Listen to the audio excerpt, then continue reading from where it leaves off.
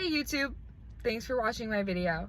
Today, I'll be opening my new box of Apple headphones with the lightning cord adapter. I picked them up at Target, $99.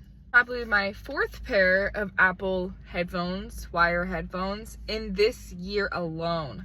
Not only do they get stuck in places that I would never imagine, you will lose them and people will identify them as theirs.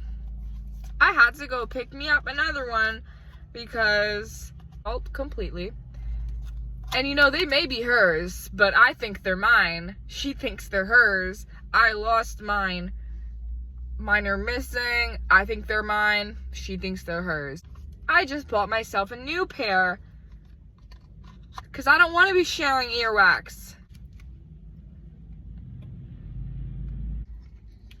Oh, they got it locked in now. They got it locked down.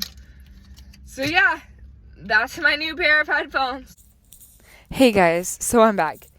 This is actually me testing out the new headphones that I just grabbed. What do y'all think? Sound better?